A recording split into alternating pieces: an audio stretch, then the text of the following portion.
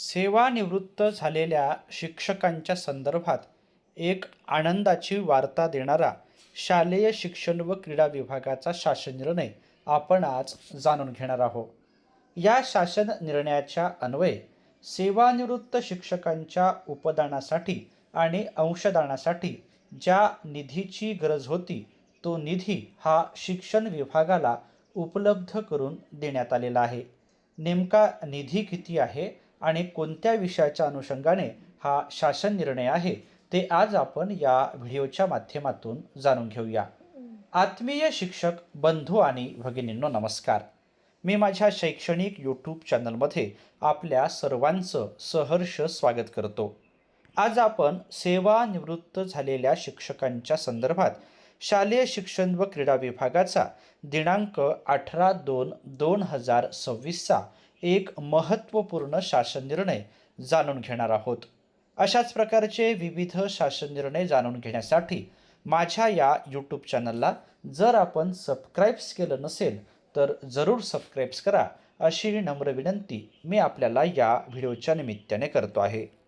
आता आपण जाणून घेऊया शालेय शिक्षण व क्रीडा विभागाचा 18/2/2026चा शासन निर्णय. या शासन निर्णयाचे 3 महत्त्वाचे संदर्भ आहेत आणि त्यानंतर आहे ती प्रस्तावना. संदर्भ क्रमांक 1 अन्वये माननीय आयुक्त शिक्षण पुणे यांनी मार्च 2025 पूर्वी सेवानिवृत्त झालेल्या शिक्षकांचे उपदान व अंशराशीकरण प्रलंबित असून उपदान व अंशदान या बाबीसाठी 22/02/0208/04 निवृत्तीवेतन विषयक खर्च या लेखाशीर्षांतर्गत रक्कम रुपये 167,51,53,53,000 इतके अनुदान उपलब्ध करून देण्याबाबतचा प्रस्ताव सादर केला होता. त्यानुसार मार्च 2025 पूर्वी सेवानिवृत्त झालेल्या शिक्षकांचे उपदान व अंशराशीकरण प्रलंबित असून उपदान व अंशदान यासाठी डिसेंबर 2025च्या हिवाळी अधिवेशनात पुरवणी मागणीद्वारे मंजूर एकूण 167,51,53,000 इतका निधी वितरित करण्याची बाब ही शासनाच्या विचाराधीन होती. त्या अनुषंगाने आता आपण जाणून घेऊया शासन निर्णय काय आहे तो.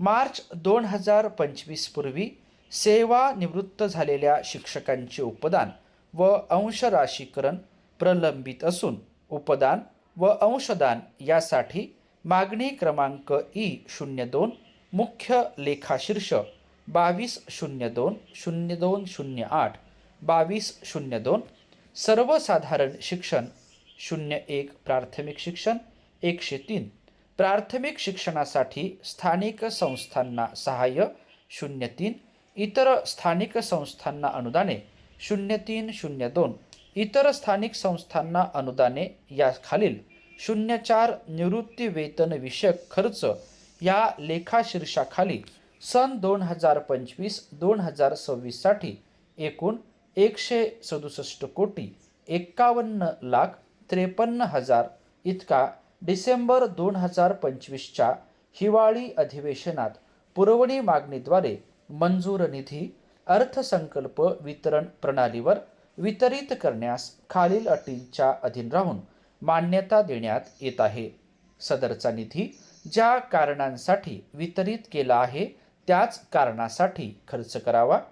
यासाठी माननीय आयुक्त शिक्षण पुणे यांना नियंत्रक अधिकारी म्हणून घोषित करण्यात येत आहे. नियंत्रण अधिकारी यांनी उक्त निधीचा वितरणाचा विनियोगाचा तपशील शासनास सादर करावा.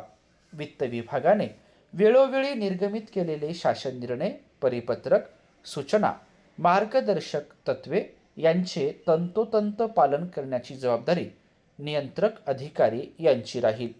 सदर निधी दिनांक 31 मार्च 2026 पूर्वी खर्च होईल याची दक्षता घेण्याची सर्वस्वी जबाबदारी नियंत्रक अधिकारी यांची राहील. सदरहू शासन निर्णय वित्त विभागाच्या अनौपचारिक संदर्भ क्रमांक 35/व्यय 5 दिनांक 23/1/2026 अन्वये दिलेल्या सहमतीनुसार निर्गमित करण्यात येत आहे.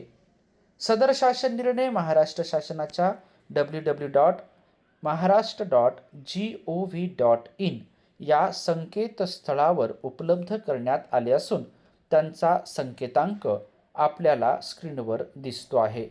सेवानिवृत्त शिक्षकांच्या संदर्भात एक महत्त्वाचा निधी शालेय शिक्षण विभागाला या निमित्तानं उपलब्ध झालेला आहे आणि त्या संदर्भातला हा शालेय शिक्षण व क्रीडा विभागाचा महत्त्वपूर्ण असा शासन निर्णय आहे.